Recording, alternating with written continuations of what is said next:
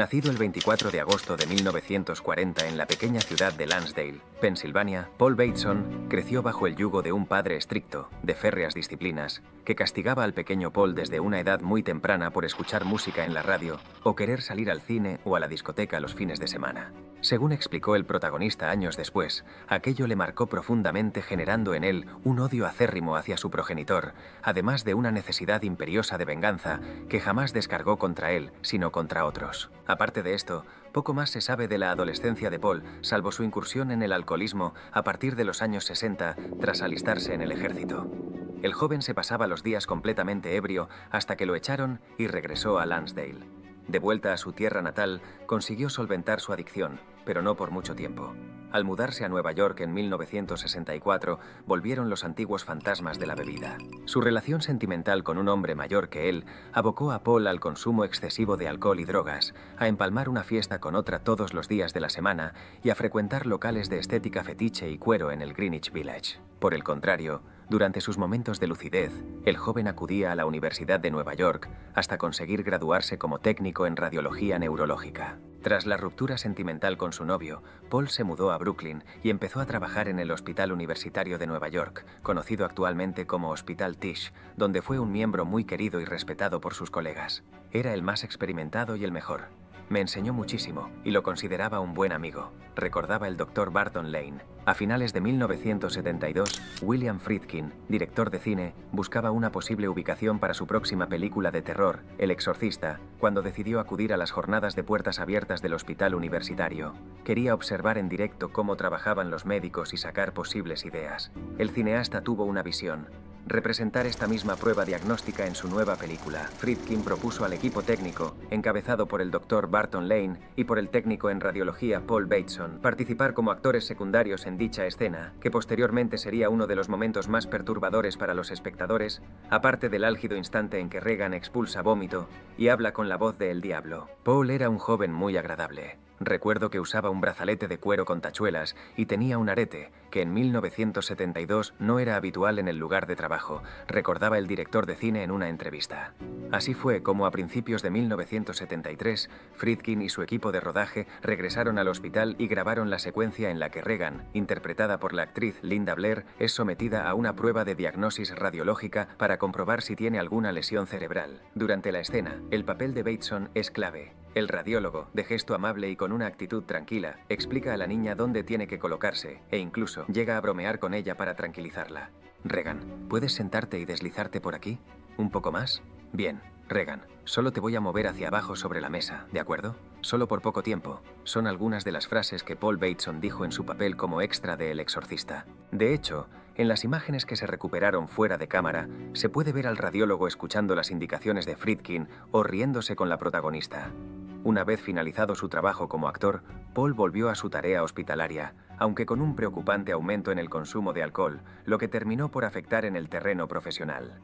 En 1975, la dirección del centro le despidió por llegar completamente borracho, día sí y día también. Al mismo tiempo, y durante los 2 años siguientes, la comunidad gay de Greenwich Village sufrió el azote de un asesino en serie.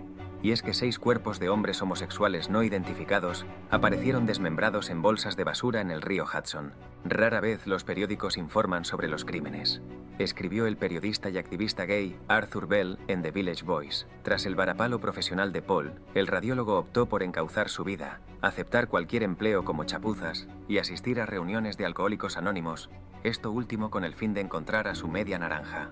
Sin embargo, su afición por las salidas nocturnas le llevó a una nueva recaída en 1977, además de cometer su primer crimen. La noche del 13 de septiembre de 1977, Paul salió al bar gay Badlands. Quería tomar unas copas y ligar con algún atractivo desconocido con quien emparejarse. Por su parte, el reportero Addison Berrill, que también se encontraba en el local, solo quería pasárselo bien sin compromiso alguno. Ambos hablaron y bailaron toda la noche, bebieron y consumieron múltiples drogas, entre ellas marihuana, cocaína y nitrato de amilo. Hacia las 5 de la madrugada, el periodista propuso terminar la fiesta en su apartamento. La pareja mantuvo relaciones sexuales, siguió consumiendo alcohol y drogas, pero hacia las 7:30 horas de la mañana, Paul se sintió rechazado, y es que Addison le dejó claro que solo quería sexo esporádico. Y esto hizo que Paul arremetiese contra él golpeándolo fuertemente y acuchillándolo hasta la muerte. Acto seguido, huyó de la escena. Cuando la policía acudió al apartamento de Addison para investigar el crimen, se encontraron con todo revuelto, latas de cervezas vacías y vasos sucios, evidentes signos de lucha, aunque la entrada no había sido forzada. Por tanto, la víctima había dejado entrar a su asesino. Ese mismo día, uno de los amigos del fallecido, Arthur Bell, publicó en su periódico un artículo sobre el asesinato y pidió al asesino que se entregara. El televisor, la grabadora, la máquina de escribir, cosas de las que un delincuente de poca monta podría deshacerse fácilmente, no se habían llevado, no fue un delito de allanamiento. Beryl había llevado a su agresor a casa o le había permitido entrar al apartamento, escribió Bell. Sorprendentemente, 8 días después de la publicación, el autor del crimen se puso en contacto con él. Quería contar su versión de los hechos. Algo me golpeó. Addison no sintió lo mismo que yo.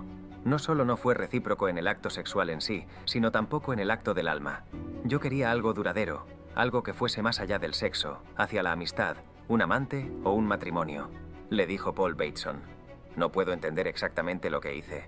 El interlocutor explicó a Bell que era alcohólico, necesitaba el dinero, en relación al robo de dinero, tarjetas de crédito, ropa y el pasaporte de la víctima, y odiaba el rechazo.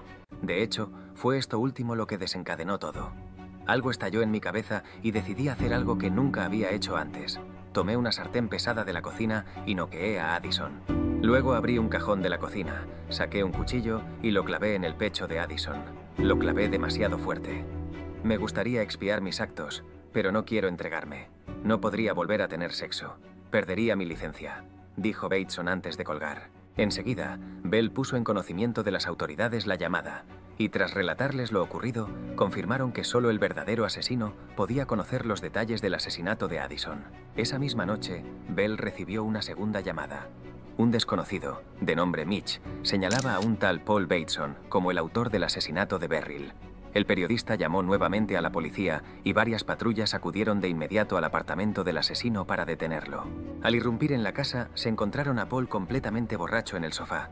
Los estaba esperando. Según los informes del caso, el homicida dijo que sabía por qué estaban allí, y con un gesto, señaló el primer artículo de Bell sobre Beryl. Una vez en comisaría, Paul hizo una confesión escrita del asesinato y se la entregó a los investigadores, que lo acusaron de asesinato en segundo grado. Sin embargo, cuando llegó el momento de declarar ante el juez, el acusado se desdijo y negó su implicación en los hechos, aduciendo al estado de embriaguez en que se encontraba durante su arresto y a que no le leyeron sus derechos. Sin embargo, el magistrado falló en contra de Paul y el proceso judicial continuó su curso usándose la confesión escrita del detenido como prueba de cargo. Al mismo tiempo, la policía de Nueva York trató de vincular los 6 asesinatos de homosexuales cometidos en Greenwich Village con Bateson, y lo consiguieron gracias a la conversación que el radiólogo mantuvo con un amigo, Richard Ryan, al que le aseguró que deshacerse de los cuerpos era la parte más difícil. Asimismo, la entrevista realizada por Arthur Bell a Paul Bateson tiempo antes del inicio del juicio también fue esclarecedora. En dicha charla, el asesino reconoció haber hablado demasiado y proporcionó el motivo que le llevó a matar a Beryl. Fue una especie de venganza tardía contra mi padre, ya que me castigaba no permitiéndome ir a las matinés de los sábados cuando era joven. Me hizo quedarme en casa y escuchar ópera en la radio. Sin embargo, también aseguró que saldría inocente de todos los cargos. Probablemente será un juicio largo con jurado. Muchas personas saldrán lastimadas. Padres, amigos. Seré juzgado como no culpable. Luego, partiré de cero y me instalaré en otro lugar y trataré de hacer crecer nuevas raíces. A principios de 1979 se inició el juicio contra Paul Bateson en la Corte Suprema del Estado en Manhattan, quien siempre mantuvo públicamente su inocencia tanto en la muerte de Beryl como en la de los otros 6 hombres descuartizados. Sin embargo, el fiscal William Hoyt sacó a relucir la conversación entre el acusado y su amigo Richard Ryan. Le dijo al señor Ryan que matar es fácil, que deshacerse de los cuerpos es la parte difícil. Dijo que cortó a sus víctimas y puso las partes en bolsas de basura de plástico para deshacerse de ellas, expuso el letrado. Y continuó. En los 6 casos, los forenses han dicho que la persona que cortó esos cuerpos era una persona la cual era carnicero o una persona con conocimientos médicos debido a la forma en que se hicieron los cortes. Ahora bien, durante el tiempo que Paul estuvo subido al estrado para declarar, trató de limpiar la imagen de psicópata que previamente había dibujado el fiscal sobre él. Todavía sostengo que no soy culpable de los crímenes y que no soy la persona descrita por el señor Hoyt en absoluto. Siento una gran pérdida por el señor Beryl y no soy en absoluto el tipo de persona como él me ha descrito. De hecho, el juez Morris Goldman desestimó cualquier implicación de Bateson en los otros 6 asesinatos al ser demasiado efímeros para tener alguna conexión con este caso. No obstante, el magistrado sí declaró culpable a Paul de la muerte de Beryl y lo sentenció a 20 años de prisión. Una de las primeras personas que visitó al radiólogo en prisión fue William Friedkin, el director de El Exorcista, tras leer varios artículos sobre el juicio y la posterior condena en el New York Post y el Daily News. Entré en su celda. Estaba muy alegre. Dijo: recuerdo haber matado a este tipo. Lo corté y puse las partes de su cuerpo en una bolsa de plástico y la tiré al East River. Bien, así lo consiguieron. En el fondo de la bolsa, en letra muy pequeña que ni siquiera se puede leer, decía: propiedad del Centro Neuropsiquiátrico del Centro Médico de la New. Él dijo: ese es el único que recuerdo, pero quieren que me confiese a otros 5 o 6. Y yo dije: ¿qué vas a hacer? Él dijo: bueno, lo estoy pensando, porque si confieso 6 o 7 de estos, me bajarán la sentencia. 24 años y 3 meses después de ser condenado por asesinato, Paul Bateson quedó en libertad condicional. Era el 25 de agosto de 2003 y acababa de cumplir 67 años. Según los registros de la Seguridad Social, el radiólogo podría haber fallecido el 15 de septiembre de 2012, aunque no hay confirmación al respecto. Por otro lado, los 6 asesinatos de Greenwich Village aún siguen sin esclarecer y, por tanto, un asesino en serie sigue suelto.